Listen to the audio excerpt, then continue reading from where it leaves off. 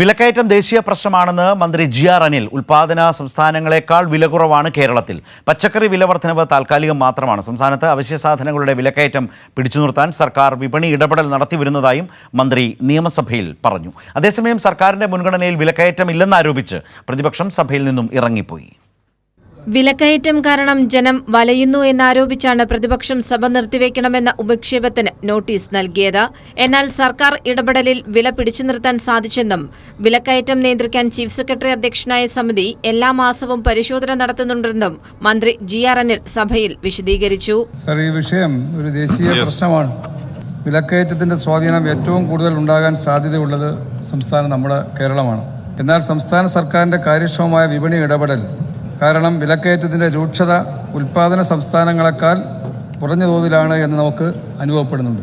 ശക്തമായ പൊതുവിതരണ സമ്പ്രദായവും Supplyco, consumer fed, മറ്റ് സഹകരണ സ്ഥാപനങ്ങൾ എന്നിവയിലൂടെ സംസ്ഥാന സർക്കാർ നടത്തുന്ന വിപണി ഇടപെടൽ എന്നീ ഘടകങ്ങളാണ് സംസ്ഥാനത്ത് വലിയ തോതിലുള്ള വിലക്കയറ്റം തടഞ്ഞു നിർത്തുവാൻ സഹായിക്കുന്നത്.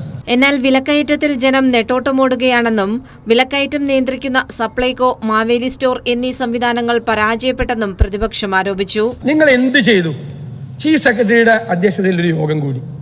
എന്ത് നടപടിയെടുത്തു? കൃഷി വകുപ്പ് മന്ത്രിയുടെ ഒരു യോഗം കൂടി. എന്ത് നടപടിയെടുത്തു? സംസ്ഥാനത്തിന്റെ അഭിമാനകരമായ സ്ഥാപനം സപ്ലൈകോ മാർക്കറ്റ് ഇന്റർവെൻഷൻ നടത്തി പലവ്യഞ്ജന സാധനങ്ങളുടെയും മൊത്തത്തിലുള്ള അരി ഉൾപ്പെടെയുള്ള മറ്റു വസ്തുക്കളുടെയും വില വർധനവ് തടയാൻ വേണ്ടിയിട്ടുള്ള ഏറ്റവും പ്രധാനപ്പെട്ട സ്ഥാപനത്തിന്റെ ഇടപെടലില്ലാതായി. സപ്ലൈകോയ്ക്ക് കൂടുതൽ പരിഗണന നൽകുമെന്ന് ധനമന്ത്രി സഭയെ അറിയിച്ചു. പച്ചക്കറി വില വർധനവ് തടയാൻ കൃഷിവകുപ്പ്, ഹോർട്ടികോർപ്പ്, VFPCK എന്നിവ മുഖാന്തരം നടപടി സ്വീകരിച്ചെന്ന് കൃഷിമന്ത്രിയും സഭയിൽ വ്യക്തമാക്കി. മറുപടിയുടെ അടിസ്ഥാനത്തിൽ സഭ നിർത്തിവെക്കണമെന്ന പ്രതിപക്ഷത്തിന്റെ ഉപക്ഷേപം സ്പീക്കർ നിഷേധിച്ചു. ഇതിൽ പ്രതിഷേധിച്ച് പ്രതിപക്ഷം സഭയിൽ നിന്നും ഇറങ്ങിപ്പോയി. കൈരളി ന്യൂസ്, തിരുവനന്തപുരം.